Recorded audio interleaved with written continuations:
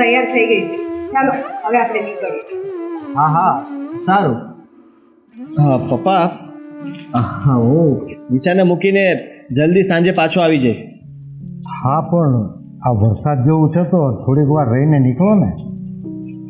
હા પણ હવે એ તો શરૂ જ રહેશે. તમે ચિંતા ના કરો, મેં પહોંચી જઈશું. ઠીક છે, સાચવીને જાજો હો. હા. પણ આકાશ, આ મમ્મી સવારના ઉદાસ કેમ છે? કે બોલતા પણ નથી. શું થયું છે એમને? ઉદાસ? મમ્મી ઉદાસ શું કામ છે? હા, એમના રૂમમાં ઉદાસ થઈને બેઠા છે. મેં પૂછ્યું તો મને કઈ જવાબ નથી આપતા. એ તો બેટા તમે તમારા પિયર આટો જાઓ છો ને એની ચિંતામાં ઉદાસ છે. હું મારા પિયર આંટો ખાવા જાઉં છું, એમાં મમ્મી કેમ ઉદાસ છે? આવું તો મેં પહેલી વાર સાંભળ્યું પપ્પા, કે એક વહુ એના પિયર જતી હોય અને સાસુ ઘરે ઉદાસ રહી. એમાં એવું છે ને બહુ બેટા કે તમારી સાસુને તમારી પર માયા લાગી ગઈ છે. એ તમને વહુ નહીં પણ પોતાની દીકરી સમજે છે. સારું, કંઈ નહીં, હું મમ્મી યારે વાત કરું છું અને એને મનાવું છું. પણ આકાશ, મમ્મીને અહીંયા જ બોલાવો ને. હા. મમ્મી, મમ્મી અહીંયા આવો તો.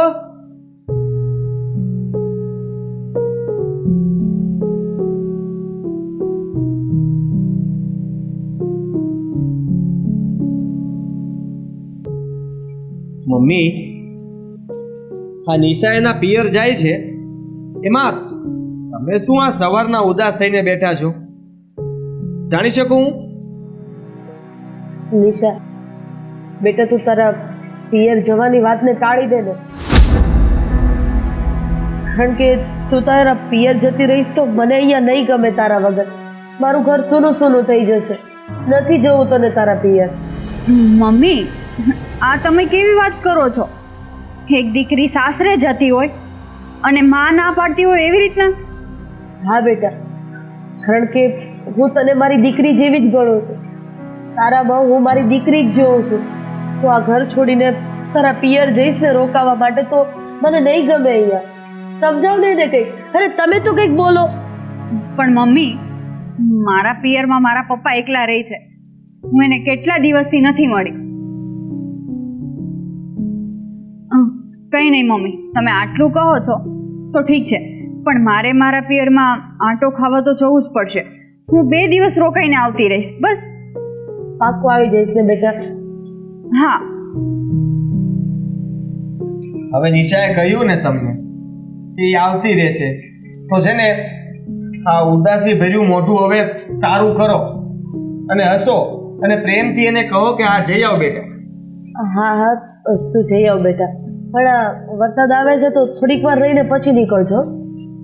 અરે પણ હવે વરસાદમાં શું થવાનું છે?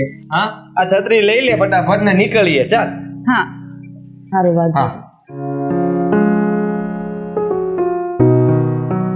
તમે એને ના નથી પાડતા. તમને ખબર તો છે કે મને વહુ વગર ઘરમાં નથી ગમતું. એને એના પપ્પાને ઘરે મળવા જવું હોય કે નહીં? તો આપણે બધા હારે જાત ને.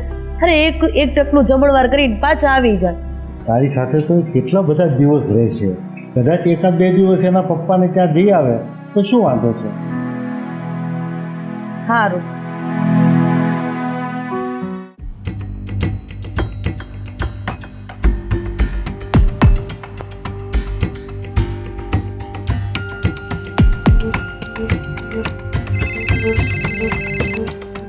હલો. હા આકાશ, સાંભળ મારી વાત. હું કહું છું કે કાલે તું ઘરે પાછી આવી જા. કેમ? શું થયું? અરે મમ્મીએ સવાર દીનું કંઈ ખાધું નથી અને આખો દિવસ બસ આ તારું નામ જ લીધા કરે છે અને આમનામ ચૂપચાપ સૂયા કરે છે. આકાશ, આ તો કઈ મમ્મીની રીત છે? મમ્મી પણ હવે નાના નથી. નાના છોકરા જેવું વર્તન કરે છે સૌ. અરે તું સમજતી નથી. આ મમ્મીને છે ને તારા પ્રત્યે વધારે લાગણી છે ને એટલે આમ કરે છે. પણ આકાશ, મારા પપ્પા પણ હજુ જીવે છે. મને એમની પાસે આવવાનું રહેવાનું મન તો થાય ને. હું તારી લાગણીને સમજી શકું છું નિશા, પણ તું સમજ, આ તું 1 દિવસ રોકાય કે 2-4 દિવસ રોકાય શું ફરક પડવાનો છે? આકાશ, ફરક પડે છે. આ મારું પિયર છે ને, એ મારું ઘર છે. કોઈ આશ્રમ નથી કે એક દિવસ રોકાઈને નીકળી જાઓ. આકાશ, મારા પપ્પાની એકને એક લાડકી દીકરી છું. એમને પણ હોશ હોય કે ના હોય કે મારી દીકરી 4-5 દિવસ અહીંયા રોકાય. હવે તું સમજતી કેમ નથી? મમ્મીની હાલત વધારે ખરાબ છે, એટલા માટે હું તને કહું છું કે કાલે તું આવે છે કે નહીં. પણ આકાશ, શું તમે પણ કાલે આવે છે કાલે આવે છે? તમને તો ખબર છે ને હું કેટલા સમય પછી અહીંયા આવી છું. તારી બધી વાત સાચી, હું ક્યાં ના પાડું છું, પણ હું એમ કહું છું કે એકવાર તું ઘરે પાછી આવી જા અને પછી તારે રોકાવા જવું હોય ને તો જાજે. ઠીક છે, સારું. ફોન મૂકો, હું આવી જઈશ. હા, બહુ સારું. હા, તું વાત માની ગઈ ને એટલે મને શાંતિ થઈ ગઈ. હા, સારું.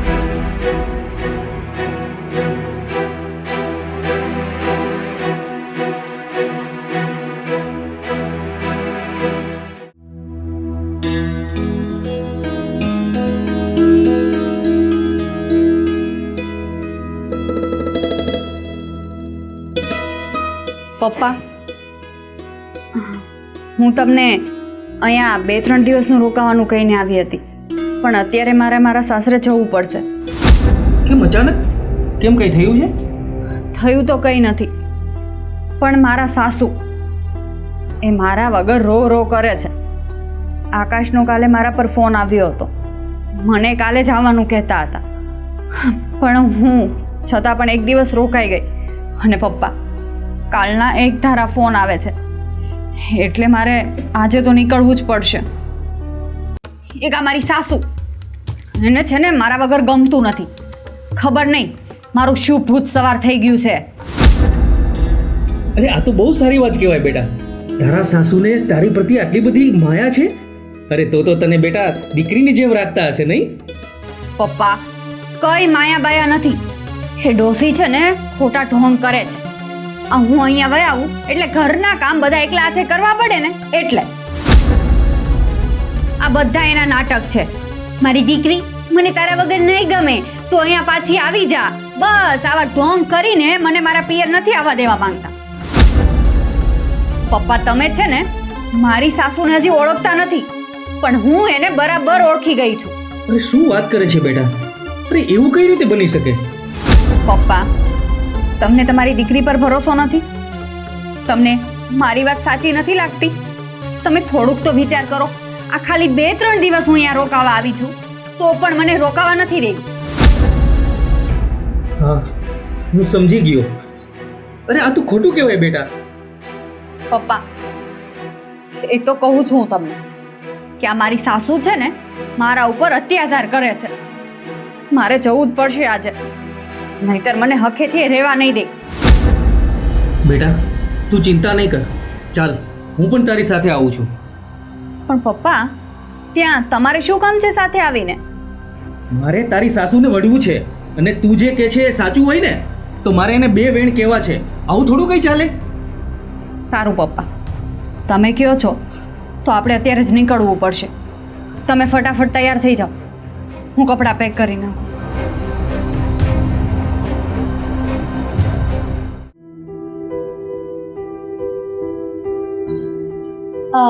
બહુ હજી કેમ નહીં આવી હોય? આટલા બધાને થોડું રોકાવાનું હોય. પણ તું એટલી બધી અધીરાઈ હુકામ કરે છે? આવતી છે. અધીરાઈ તો થાય જ ને. કેટલા દી થઈ ગયા? આવી જા, જો આવો આવો આવો. ગોવિંદભાઈ. બેટા ખુરશી લાવજે તો.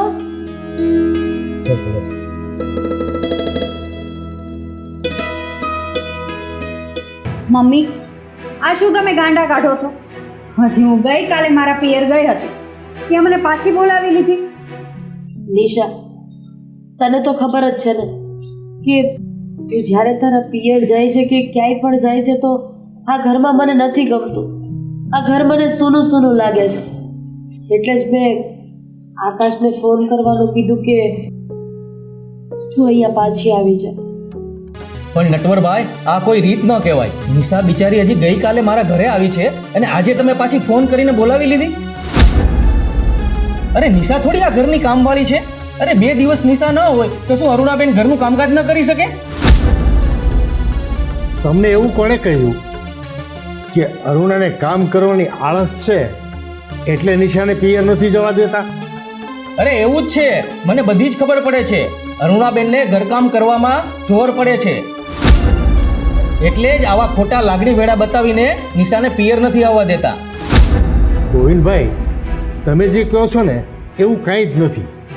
આ તો અરુણાને છે ને આ નિશાઓ ઉપર વધારે પડતી લાગણી છે, અને અરુણાને આ નિશાઓ ઉપર કેમ વધારે પડતી લાગણી છે ને એ હું તમને બતાવું હવે. અરે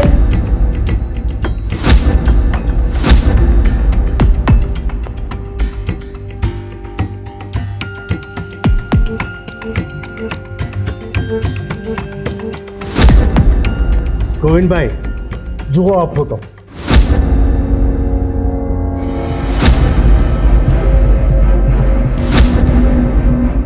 અરે નટવરભાઈ, આ તો નિશાનો ફોટો છે, અને આ તમે મને શું કામ બતાવો છો?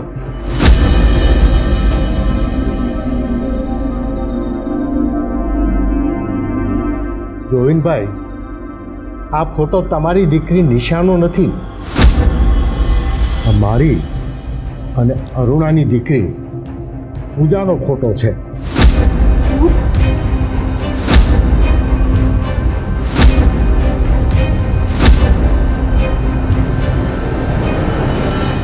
આ શું વાત કરો છો તમે નટવરભાઈ? આ તમારી દીકરીનો ફોટો છે? પણ આ તો અસલ નિશા જેવી દેખાય છે.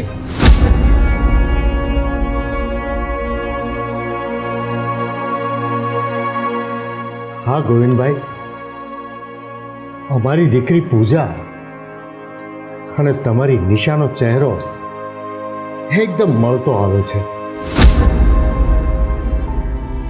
ગોવિંદભાઈ, નિશા અને આકાશના લગ્નના 4 વર્ષ પહેલા અમારી પૂજાનું ગંભીર બીમારીથી મૃત્યુ થયું હતું,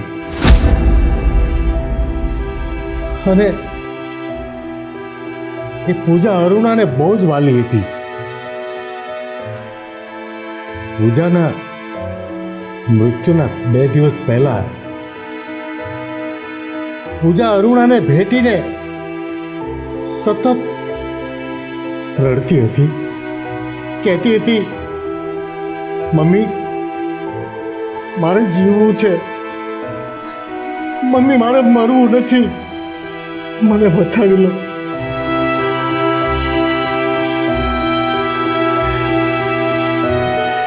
પૂજા અરુણાને બહુ વાલી હતી ગોવિંદભાઈ. એવી રીતે આક્રંદ કરતી કરતી અમારી પૂજા એક દિવસ મૃત્યુ પામી. પૂજાના મૃત્યુનો આઘાત અરુણાને બહુ લાગ્યો હતો, એને અમે ગમે તેમ કરીને સંભાળી તો લીધી. ઠીક 1 વર્ષ પછી આકાશ બરોડા ઓફિસના કામે આવ્યો હતો. ત્યાં એ નિશા સાથે મુલાકાત થઈ.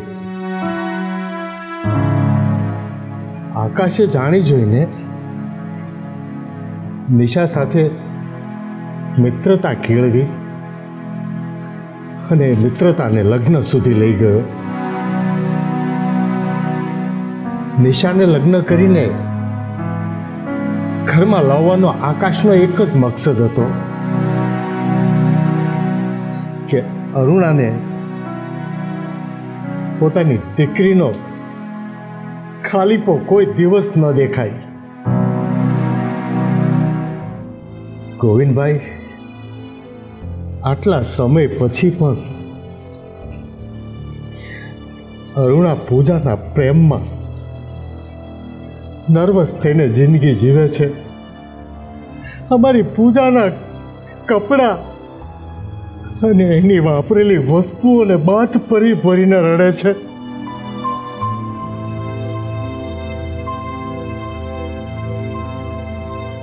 ગોવિંદભાઈ, અરુણાના કુમળા હૃદય ઉપર આજે પણ પૂજાના મૃત્યુના ઘાવ પડેલા છે.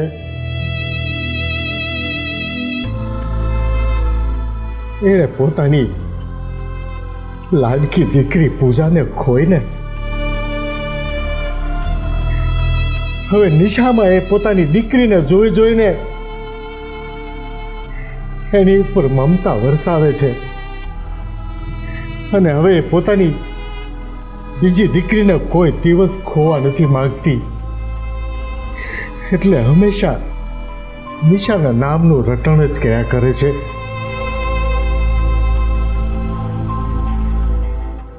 મમ્મી મને માફ કરી દો. મને આ બધી વાતની નહોતી ખબર. પણ હા, હવે હું તમને વચન આપું છું કે હું તમને છોડીને ક્યાંય નહીં જાઉં. જ્યાં પણ જઈશ ત્યાં તમને સાથે લઈને જઈશ.